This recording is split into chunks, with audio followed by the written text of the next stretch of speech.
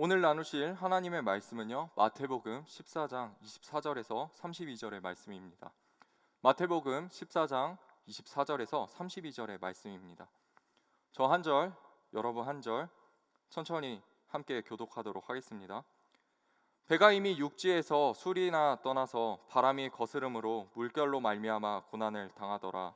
밤 사경에 예수께서 바다 위에 걸어서 제자들에게 오시니 제자들이 그가 바다 위로 걸어오심을 보고 놀라 유령이라 하며 무서워하여 소리 지르거늘 예수께서 즉시 이르시되 안심하라 나니 두려워하지 말라. 베드로가 대답하여 이르되 주여 만일 주님이시거든 나를 명하사 물 위로 오라 하소서 하니 오라 하시니 베드로가 배에서 내려 물 위로 걸어서 예수께로 가되 바람을 보고 무서워 빠져가는지라 소리질러 이르되 주여 나를 구원하소서 하니 예수께서 즉시 손을 내밀어 그를 붙잡으시며 이르시되 믿음이 작은 자여 왜 의심하였느냐 하시고 함께 읽겠습니다. 배에 함께 오름에 바람이 그치는지라. 아멘. 네, 결혼 전에 제가 살던 집에요, 화장실에 큰 욕조가 하나 있었습니다. 하루는 청소를 위해 욕조 물을 틀어놓고요, TV를 보고 있었는데 갑자기 풍덩 하는 소리가 들렸습니다. 샴푸나 비누가 떨어졌나 생각을 하고 화장실 문을 탁 열었는데요, 제가 깜짝 놀랐습니다. 욕조에요, 이만한 쥐가 있는 거예요. 곰팡이 생기지 말라고 환풍기 잠깐 열어두었더니 그 사이로 쥐가 빠져나와서 욕조에 빠진 겁니다. 그런데요, 이 쥐가요 살려고 온갖 발버둥을 치는데 이 욕조가 너무 높아서 나오지 못하는 거예요. 제 애처로운 눈빛으로 저를 쳐다보면서 욕조에 있는 물을 계속해서 꿀꺽 꿀꺽 계속 마시고 있는 겁니다. 놀라운 건요, 처음에 이만하던 쥐가요 물을 하도 먹다 보니까 진짜 거짓말 안 하고 이만하게 변해버렸습니다. 이게 너무 커져버린 거예요. 쥐가 말이라도 해서 아니 저 좀 살려주세요 라고 이야기라도 해보면 제가 그 쥐를 뭐 어떻게라도 해보겠는데 이 쥐가 점점 커져버리니까 제가 도저히 무서워서 뭘 할 염두가 안 나더라고요. 그래서 결국 쥐가 물에 지쳐서 거의 다 죽어갈 때쯤까지 기다렸다가 바가지로 퍼서 밖에 내다 버렸습니다. 사랑하는 성도님들, 제가 이렇게 웃으면서 지금 이야기를 드리는데요, 쥐돌이가 저희 집에 돌아다니다가 문제를 만난 것처럼 우리 삶에서도요, 살아가다 보면 갑자기 문제를 만날 때가 있습니다. 그런데 도대체 이 문제가 왜 나에게 찾아온 것이야? 라고 원망이 나오는 일이요, 우리 삶 속에 불현듯이 찾아오곤 합니다. 사실 이 문제라는 것들이 우리가 스스로 해결할 수 있다면 문제라고 잘 하지 않습니다. 그런데 때로는 우리가 아무리 발버둥 치고요, 이것을 해결해 보려고 열심히 노력해도 그 문제들은 우리 삶에서 도저히 해결해지지 않는 문제들이 발생하곤 합니다. 제게 굉장히 친한 동생이 하나 있었습니다. 아버지가 개척교회 목사님이신데요, 교회가 작은 데다가 코로나로 모일 수가 없게 되자 많은 성도님들이 교회를 떠나시기 시작하는 거예요. 아버지 목사님이 더 열심히 사역하시고 설교 준비하시는데 차량 운행까지 하시다가 허리 건강이 너무 나빠지셔서 아무것도 할 수 없게 된 겁니다. 설교할 때를 제외하고는요, 서지도 못하고 앉지도 못하고 하루 종일 아무것도 할 수 없는 상황이 되어버렸습니다. 그런데 그 동생이 얼른 취업해서 가정을 책임져 보겠다고 취업 원서를 넣었는데요, 코로나로 인해서 어떤 것도 받아주지 않는 거예요. 엎친 데 덮친 격이라고 한 기업에서 주최하는 창업 경진대회 발표대회를 이 친구가 나갔는데요, 거기서 2등을 해서 큰 상금을 받을 약속을 받았는데 코로나가 터지자 기업에서 나 몰라라 하버리고 가버린 것입니다. 심지어 학교 다니면서 매년 가던 아르바이트도 코로나로 인해 할 수가 없어서요, 어찌 몰라서 제게 한탄만 하는 거예요. 저희 부서 선생님을 신방하다 보면요, 정말 말도 안 되는 드라마 같은 일이 종종 벌어지곤 합니다. 한 선생님이 직장을 옮기시기로 하고 원래 있던 직장에서 사직서를 쓰고 나오셨어요. 근데 갑자기 옮기기로 한 회사가요, 어려워지기 시작한 겁니다. 그래서 선생님이요, 그냥 직장을 잃으셨어요. 사직서를 쓰고 나와서 실업급여도 못 받고요, 정말 난감한 상황에 빠져버렸습니다. 사랑하는 성도님들, 코로나만 문제가 되는 건 아니죠. 요즘 우리 아이들 입시 결과가 한참 나올 차례인데요, 아이들 입시도 우리 마음대로 됩니까? 우리 성도님들 마음대로 우리 아이들의 입시 결과가 나오나요? 등록금의 문제도 있습니다. 기숙사의 문제도 있고요, 가서 우리 아이들이 잘 적응할 수 있을까, 수많은 문제들이 있습니다. 저희 어머니도요, 갑작스럽게 문제가 찾아오셨어요. 아들이 공부를 잘한다고 생각했고 당연히 대학에 갈 줄 알았는데요. 제가 대학에서 2번이나 떨어졌거든요. 근데요, 제가 2개를 넣고 떨어진 게 아니라요. 1년 떨어지고 두 번째 년도에 또 떨어지고 2년 연속으로 떨어졌습니다. 이렇게 찾아오는 인생의 커다란 문제 앞에서 우리는 과연 어떻게 해야 할까요? 부디 우리 사랑하는 성도님들, 오늘 말씀을 통해서요, 우리 인생 속에서 찾아오는 이 문제를 뛰어넘고 이기시는 우리 사랑하는 성도님들이 되시기를 주님의 이름으로 축원드립니다. 먼저 첫 번째로요, 우리 문제보다 크신 주님께 집중해야 합니다. 오늘 말씀은요, 우리가 너무나 잘 알고 있는 말씀입니다. 예수님은 산으로 기도하러 올라가시고 제자들은 배를 타고요, 게네사렛으로 가고 있었습니다. 그런데 제자들에게요, 갑자기 어려운 문제가 찾아옵니다. 큰 풍랑이 일어나서요, 제자들이 타고 있던 배가 위험에 빠지게 된 것이죠. 당시 배를 상상하실 때요, 성도님들, 우리가 지금 타고 우리가 보는 배처럼요, 좋은 배를 상상하시면 절대 안 됩니다. 당시 갈릴리 바다에서 사용하던 배는요, 길이 8m, 너비 2m밖에 되지 않는 아주 작은 배였어요. 쉽게 말하면요, 그냥 우리가 낚시하러 갈 때 사용하는 그냥 작은 보트 정도 생각하시면 됩니다. 그런데 이 작은 이 배에 제자들이 타고 있는 거예요. 게다가 지금이야 구명조끼도 있고 구명보트도 있고 구조대원도 있다지만 이 당시에 그런 게 어디 있습니까? 그냥 풍랑 속에서 배가 뒤집히면 다 그냥 죽는 거예요. 그러니 눈앞에 닥쳐온 파도의 문제가 얼마나 무섭고 커 보였겠습니까? 게다가 다른 복음서랑 잘 비교해서 읽어보면요, 이 제자들이 이 풍랑과 씨름하는 시간이요, 몇 시간이나 되었다는 사실입니다. 그런데 그런 상황 속에서요, 우리 예수님께서 바다 위를 걸어오십니다. 그리고 베드로에게 이렇게 말씀하시죠. 물 위에서 걸어오라. 그때 베드로는요, 주님께 집중하기 시작합니다. 배에 내리고요, 물 위를 걸어갑니다. 하지만 바람을 보자 마음이 두려워져서요, 다시 물에 빠지고 맙니다. 사랑하는 성도님들, 제가 질문 하나 드리도록 하겠습니다. 성도님들, 우리가 주어져 있는 이 문제들이 큽니까? 아니면 우리 문제를 만드시고 우리의 문제를 주관하시고 다스리시는 우리 예수님이 크십니까? 당연히 우리 예수님이 크시지요. 그런데 이 베드로는요, 왜 예수님을 의지하지 못하고 물에 빠져 버렸을까요? 그건 베드로가 예수님께 집중해야 하는데 자신의 눈앞에 있는 이 문제에 집중했기 때문입니다. 사랑하는 성도님들, 여기에요, 제 핸드폰이 있습니다. 가끔씩이요, 제가 이렇게 예쁘게 사진을 찍곤 하는데요, 하루는요, 제가 이 핸드폰을요, 땅바닥에 떨어뜨렸는데 이 카메라에 눈에 보이지 않을 정도로 정말 코딱지만하게 눌린 자국이 하나가 생겼습니다. 근데 이게요, 대충 봐서는 잘 보이지도 않아요. 눈을 크게 뜨고 자세히 보아야 이게 좀 보입니다. 그런데요, 이 사진을 찍는데요, 제가 제 모습을 찍는데 이 작은 자국이요, 이 카메라 렌즈를 가려서 제 얼굴이 잘 나오지 않는 거예요. 고작 이 작은 점 하나가요, 제 이렇게 큰 얼굴을요 가려서요 보이지 않게 만드는 거예요. 사랑하는 성도님들, 문제 앞에서 우리도 마찬가지입니다. 우리 앞에서 문제가 큽니까? 아니면 우리 문제 앞에 계신 주님이 큽니까? 당연히 주님이 크시죠. 그런데 때로는요, 우리 앞에 문제가요, 너무나 커 보일 때가 있다는 것이지요. 이겨내지도 못할 것 같고요, 어떻게 해야 될지 모를 것 같고요, 어떤 방법을 사용해도요, 해결해 보지 못할 것 같이 보이는 이런 문제가 있습니다. 사랑하는 성도님들, 그럴 때마다 우리는 어떻게 해야 할까요? 주님이 우리 문제보다 크시다는 것을 반드시 기억해야 합니다. 풍랑을 누가 잠잠하게 하실 수 있습니까? 바로 우리 주님 아닙니까?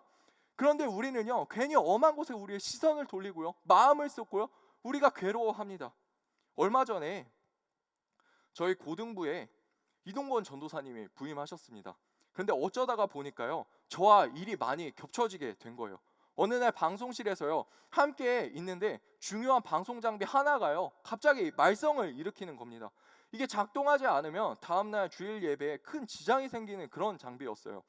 그래서 저는 불안한 마음에요, 이것도 눌러보고 저것도 눌러보고 꺼보기도 하고 켜보기도 하고 유튜브에서 찾아보기도 하는데요, 아무런 방법이 없는 거예요. 그런데 옆에서 이동건 전도사님이 태평하게 앉아서 컴퓨터를 막 뭐 이렇게 만지고 계시더라고요. 그래서 제가요, 살짝 좀 미웠습니다. 전도사님이 너무 미웠어요. 속으로, 누구는 이렇게 불안해 죽겠는데 도대체 뭘 하고 있는 거야? 이렇게 생각했습니다. 그런데 조금 지난 후에 제가 볼 일이 있어요. 제가 잠시 사무실에 올라갔는데요. 잠시 뒤에 이동건 전도사님이 올라오시더니 문제를 해결하셨다는 거예요. 그래서 깜짝 놀라가지고, 아니 전도사님 도대체 그거 어떻게 해결하셨습니까? 제가 여쭤봤더니 전도사님이 매뉴얼대로 했다는 거예요. 알고 보니까 옆에서 놀고 계신 게 아니라요, 이 방송신 장비를 어떻게 사용하는지 인터넷에서 설명서를 다운 받으셔갖고 천천히 읽고 계신 거였어요. 그리고 설명서대로 하니까 이 문제가 해결되었더라는 겁니다. 저는 이때 진짜 큰 감명을 받았습니다. 아, 이래서 카이스트구나. 역시 카이스트는 다르구나 하고 말이죠. 그래서 저도요, 그때부터 무슨 문제가 생기면요, 바로 설명서를 열어서 보기 시작했습니다. 그리고요, 무슨 일이 있으면 뭘 사기만 하면요, 제가 제일 먼저 설명서를 이렇게 읽어보곤 합니다. 사랑하는 성도님들, 이 방송실의 장비 누가 가장 잘 알까요? 바로 그 장비를 만들고 설명서를 만든 사람이 가장 잘 알겠죠. 우리 삶에 놓여 있는 이 문제들 누가 가장 잘 아십니까? 바로 하나님 아니십니까? 그렇다면 우리가요, 어디에 집중해야 합니까? 바로 하나님께 집중해야 하죠. 우리 눈앞에 있는 이 문제에 집중하느냐고 불안하고 두려워하고 어떻게 할지 몰라서 전전긍긍하고 있는 것이 아니라 이 문제를 가장 잘 알고 있는 우리 하나님께 나아가야 한다는 사실입니다. 사랑하는 성도님들, 혹시 해결하지 못하는 문제 앞에서 혹시 두려워하거나 벌벌 떨고 계시지 않습니까? 혹시 오늘 말씀의 베드로처럼 이 물속에 빠져서 허우적대고 계시지는 않습니까? 사랑하는 성도님들, 이제 그만 이 시선을 돌리고 하나님께 집중하십시오.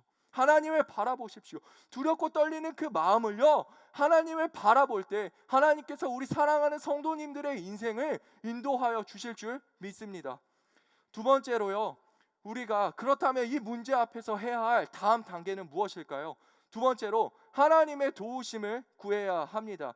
오늘 말씀에서요, 제가 너무너무 마음에 드는 부분이 있습니다. 그것은 바로 베드로가 물에 빠지자 주님을 애타게 부르는 장면이에요.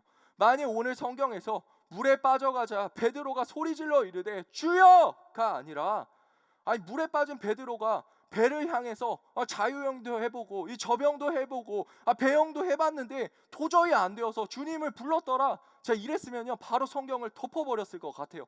마찬가지로요, 우리는 문제 앞에서 발버둥 치다가 우리 하나님의 도움을 구하는 것이 아니라 도움을 구하고 나서 주님을 찾고 나서 우리 문제 앞에서 발버둥 쳐야 한다는 사실입니다.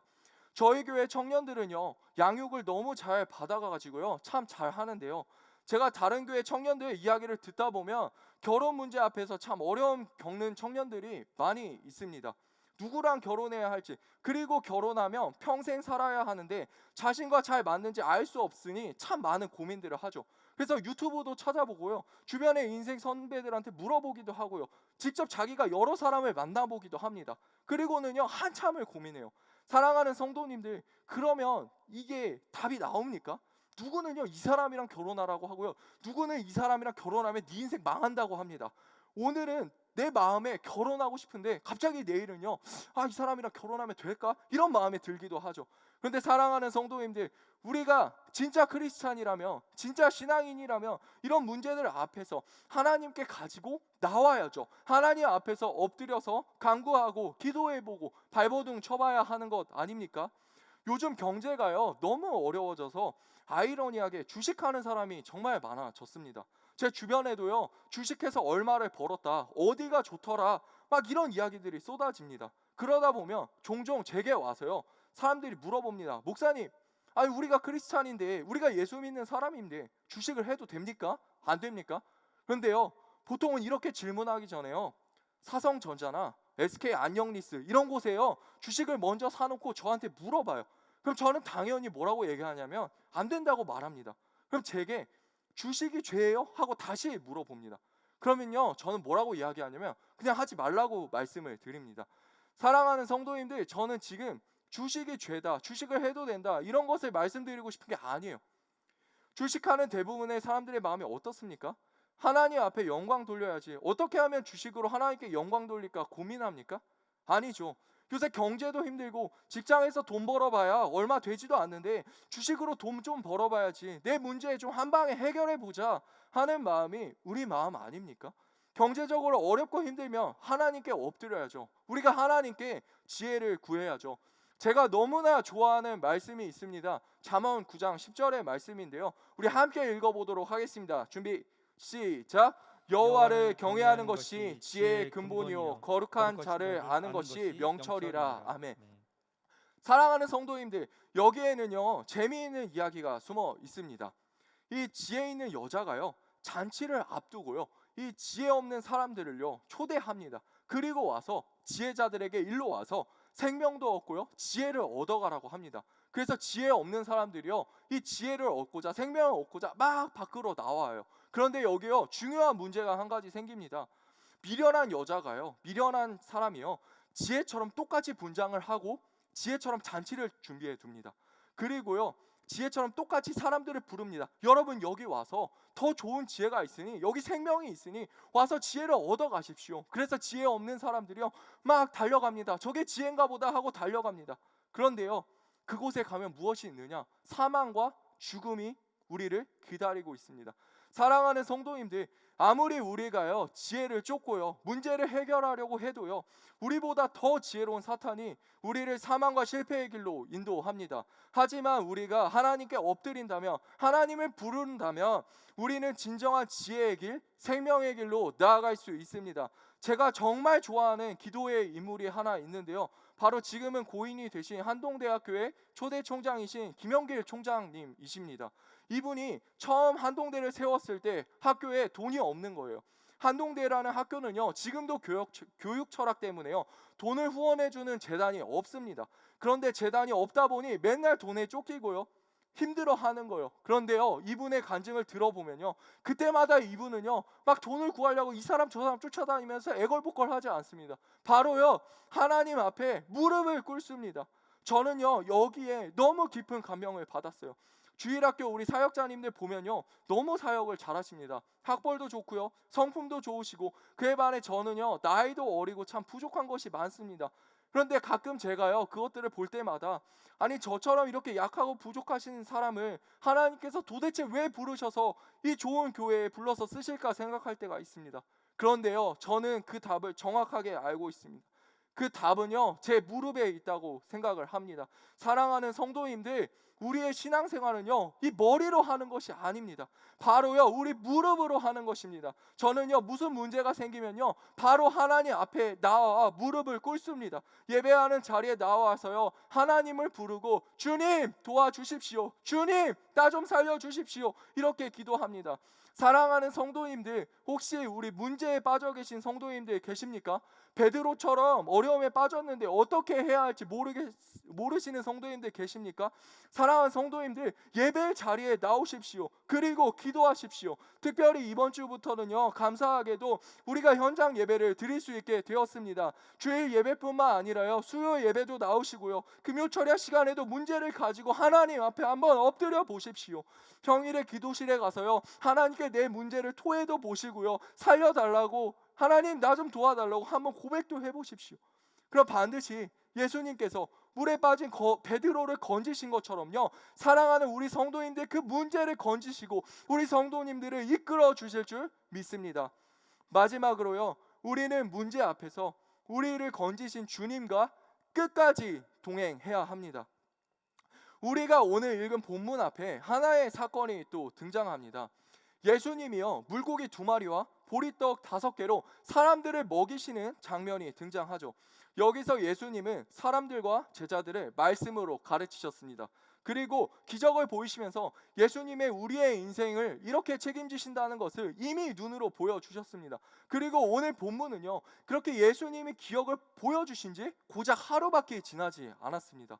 베드로는 예수님을 따라다니면서요 계속 말씀을 들었습니다. 직접 기적도 보았습니다. 그리고 말씀을 듣고 순종하여 자신이 물 위에 걷는 기적도 직접 행했습니다. 그러나 한순간 큰 풍랑이라는 문제 앞에 서자 두려워서 물에 빠지게 되었습니다. 사랑하는 성도님들, 이게 참 아이러니하지 않습니까? 우리도요 때로는 기도하고 말씀 듣고 문제를 잘 이겨나갑니다. 주님이 행하시는 기적도 경험합니다. 그럼에도 불구하고 시간이 지나면요 우리가 문제 앞에 또 넘어지고 또 실패하죠. 제가 만약 베드로였으면요 그 물에 빠졌을 때 정말 절망했을 것 같습니다. 나는 정말 초라하구나. 내가 하나님 믿고 따른다고 했는데 나는 정말 이것밖에 안 되는 존재인가? 라고 절망했을 것 같습니다. 우리가 오늘 본문에서 진짜 주목해야 할 것은요, 바로 여기서 예수님이 이 베드로를 어떻게 하셨느냐인 것이죠. 여기에요, 여기 배가 하나 있습니다. 제가 작게 접어왔어요. 여기 이 배가 있는데요, 여기에 베드로도 있습니다. 잘 보이실지 모르겠지만 여기 베드로가 하나 있습니다. 그런데 이 베드로가요, 여기 배에서요, 예수님을 보자마자 막 달려갔어요. 너무 기뻤어요. 예수님! 달려갔습니다. 근데 어떻게 되죠? 여기서 풍랑을 만나고 그것을 보고 두려우니까 이 베드로가 무서워서 물에 빠지게 되지요. 그런데 여기서 예수님이 이 베드로를요, 건지시게 됩니다. 이것이요, 베드로가 경험한 첫 번째 기적인 것이지요. 그런데요, 사랑하는 성도님들, 진짜 기적은요, 여기서부터 시작됩니다. 베드로가요, 자신이 두려워했던 문제, 자신을 걸려 넘어지게 했던 이 문제, 이 어려움의 파도를요, 어떻게 하냐면요, 예수님과 함께 이 자리를요, 다시 걸어갑니다. 다시 지나갑니다.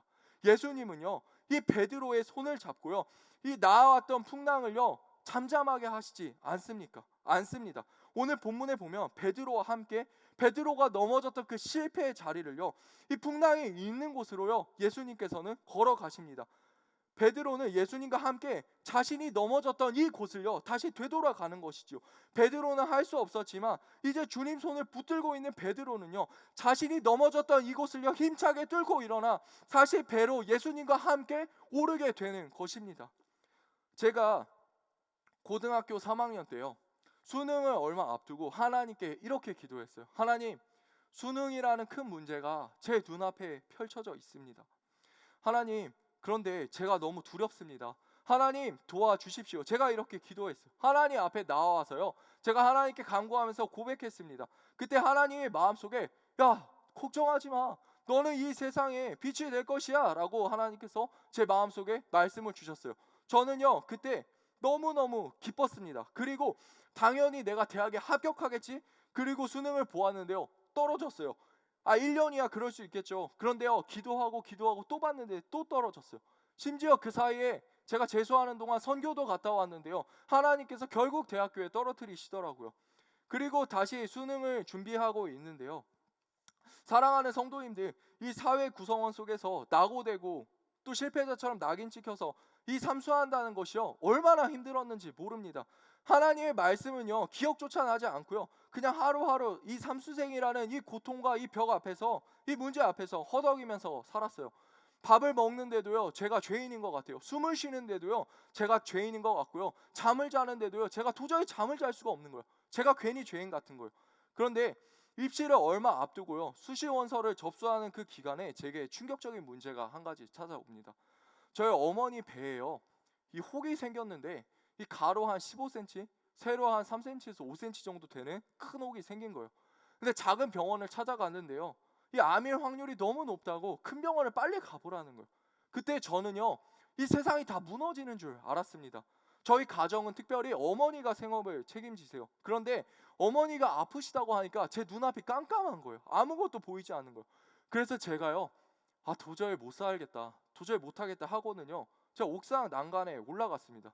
그리고 뛰어내려고 생각을 하는데요, 진짜 너무 억울한 거예요. 근데 이대로 죽으면 진짜 너무 슬프고 속상하겠다. 그래서요, 그 옥상 난간에 앉아서요, 그냥 하염없이 울었습니다. 주님, 주님 도와주십시오. 주님 살려주십시오. 하염없이 그곳에서 울었습니다. 그런데요, 하나님께서요, 그때 제 마음 가운데 찾아와 주셔서 제게 위로해 주신 말씀이 하나가 있습니다. 그것은 무엇이냐면, 내가 너와 늘 함께 하는데 너가 문제에 치여서 나를 보지 못하는 거 아니냐, 나는 너와 늘 동행하니까 걱정하지 말라는 마음을 주신 거예요. 그때 제가요, 너무 큰 힘을 얻어서요, 주어진 자리에 최선을 다했습니다. 감사하게 하나님이 이끌어 주셔서요, 저희 어머니도 암이 아니라 그냥 수술로 해결할 수 있었고요, 저도 무사히 입시를 잘 마치고 총신대학교에 입학하게 되었습니다. 그런데 얼마 전에 제가 담당하는 부서 선생님 한 분께 전화가 온 거예요. 어머니 배에 너무 큰 혹이 발견되었는데요, 병원에 갔더니 거의 암인 것 같다고 얼른 큰 병원 가보라고 해본 거예요. 제가 그 전화를 받자마자 바로 말씀드렸어요. 선생님, 저희 어머니도 그러셨는데 걱정 마세요. 아무 일 없었을 겁니다. 너무 걱정하지 마세요. 같이 제가 기도하겠습니다. 그리고 통화로요. 선생님이 지금 겪고 있는 이 어려움 후에는요, 이것이 간증이 될 겁니다. 너무 걱정하지 마세요. 이렇게 말씀드렸어요. 그리고 같이 기도했는데요. 시간이 지나고요. 정말로 우리 선생님이요. 그것이 선생님 어머니가요. 그것이 아무 문제가 없는 거예요. 그래서 병원에서 수술하고 암이 아니라 무사히 그 수술을 잘 마치고 이제 건강하시다고 전화 통화로 이 내용을 제가 전달을 받았습니다. 사랑하는 성도님들, 저도 말씀을 붙잡고 살아가지만요. 저 또한 또 넘어집니다. 실패하고요. 하나님 원망을요 참 많이 하는 나약한 사람입니다. 그래도 하나님은 이런 우리와 여전히 함께 계시고요. 주님의 이름을 부를 때 우리와 여전히 동행하심을 우리가 기억해야 합니다. 사랑하는 성도님들, 요새 코로나로 정말 많이 힘들지 않으십니까? 제가 역북동에 물건을 사러 가면요, 이 사장님들이 그렇게 고맙다는 말씀을 많이 하세요. 요새 경기가 어려워서 손님이 없으시다면서 아니 오늘 이렇게 와줘서 너무 감사하다는 거예요. 식당에서도요 뭘 먹으면요 꼭 서비스로 반찬 한두 개는 더 주십니다. 그런데 이런 어려움 속에서 말씀을 붙들고 버티고 버티다가 혹시 쓰러지신 성도님들 계십니까? 혹시 이 자리에 저처럼 하나님 원망하고 힘들어하고 계신 우리 성도님들 계십니까?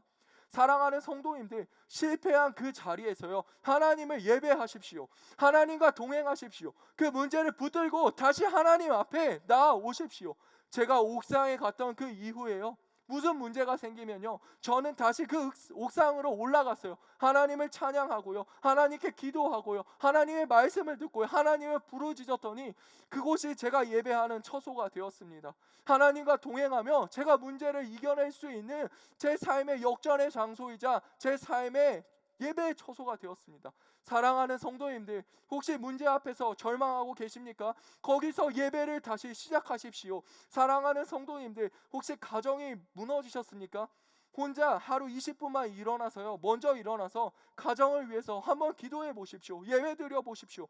혹시 사랑하는 성도님들, 이 코로나로 인해서 사업이 어려우십니까? 하루 20분만요 평소보다 일찍 출근해서요 그곳에서 예배하시고 그곳에서 기도하시고 그곳에서 한번 말씀 보십시오. 그곳을 예배의 처소로 만들어 가시면서 하나님과 동행하여 보십시오. 그러면요 우리 만물의 주관자이신 하나님이 우리 사랑하는 성도님들의 그 삶의 현장 가운데, 그 삶의 자리 가운데 반드시 회복시키시고 그것을 사용하여 주시고 그것을 역전시키실 줄 믿습니다. 이제 말씀을 맺습니다. 사랑하는 성도님들, 우리 삶을 살아가다 보면요 우리가 해결할 수 없는 문제들이 우리의 삶을 옥죄이고 찾아올 때가 있습니다. 먼저 그럴 때는요 우리가 문제 앞에 집중을 하는 것이 아니라 우리 하나님께, 우리 주님께 우리의 시선을 고정해야 합니다. 그리고 고정한 우리 시선 가운데 우리 예수님, 우리 하나님을 불러야죠. 주님, 나는 할 수 없습니다. 하나님, 나는 할 수 없습니다. 주여 도와주십시오. 주여 나를 인도해 주십시오. 이렇게 우리 주님을 불러야죠. 그리고 사랑하는 성도님들, 그 실패의 자리 가운데, 그 어려움의 자리 가운데 하나님을 바라보시고 하나님과 동행하시고 이 예배 처소에 나와서 하나님을 만나는 그런 역전의 그 경험을 이 시간 하시면서 점점 더 하나님과 가까워지시고 동행하심을 느끼며 살아가시는 우리 사랑하는 성도님들이 되시기를 주님의 이름으로 축원드립니다.